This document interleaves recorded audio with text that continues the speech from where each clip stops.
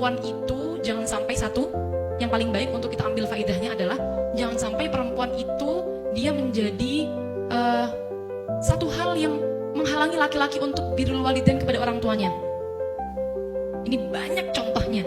Perempuan itu ingin dinomorsatukan di rumahnya sendiri, padahal laki-laki punya kewajiban untuk birrul walidain, punya kewajiban untuk menghormati orang tuanya lebih dari istrinya. Seperti itu. Bahkan ada satu cerita, saya menyampaikan satu cerita. Ini penting untuk kita perempuan tahu, agar kita itu bisa tahu posisi diri kita bagaimana.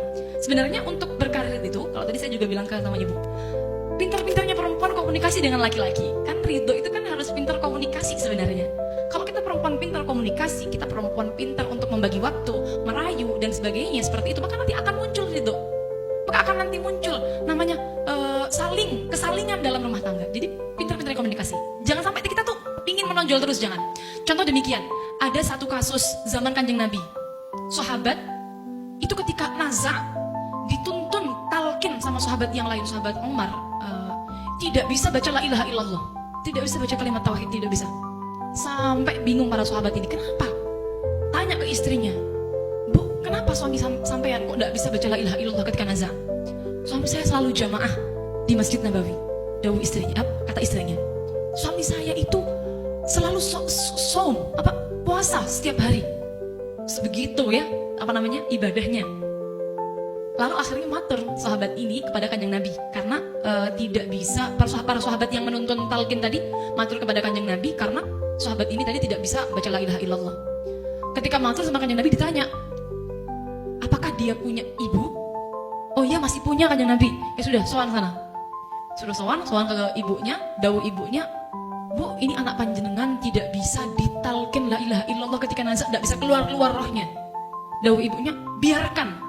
Salah sendiri, dia selama hidupnya selalu mementingkan istrinya daripada saya. Oh, ternyata sekarang ibu mohon maaf, banyak sekali laki-laki itu seperti ini, takut kepada istrinya, lebih takut kepada istrinya daripada takut kepada ibunya. Ibunya semisal, mohon maaf saya hanya menyeimbangkan antara isu-isu kesetaraan saja, bahwa ini di masa Kanjeng Nabi pun sudah ada loh, seperti itu loh, seperti ini. Ini ibunya bilang demikian karena semasa mungkin hidupnya ibunya itu misal minta uang tidak diberi. Tapi kalau istrinya yang minta langsung jor-joran. Atau bahkan kemarin Habib Stegaf Barum juga dawuh demikian.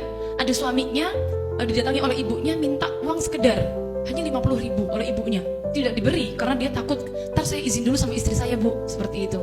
Tapi ketika istrinya datang, Pak, tolong beliin susu anak sama pempes 250.000, langsung manut nih istrinya. Ya apa? Suaminya. Ini suami-suami yang takut kepada istri. Ini maksud saya adalah bagaimana kita seorang istri jangan sampai jadi orang yang seperti ini. Seperti itu. Nah, ibu ini bilang demikian, biarkan dia tidak bisa nazak, salah sendiri sama saya semasa hidupnya, dia selalu mementingkan istrinya daripada saya. Akhirnya Kanjeng Nabi dawuh, bagaimana? Ya sudah, sahabat, kalau ibunya tidak mau ridho, bakar saja anaknya. Bakar saja anaknya.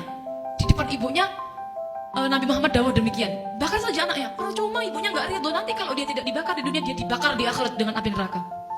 Akhirnya namanya ibu, bagaimanapun anak tetaplah anak, mau tidak mau akhirnya ibunya, jangan Kanjeng Nabi, jangan dibakar anak saya. Ya sudah, saya ridho. Setelah ibunya dawuh ridho, saat itulah para sahabat nalkin lagi la ilaha illallah, bisa mau kalimat tauhid, kemudian nazak, dan kemudian selesai keluar rohnya.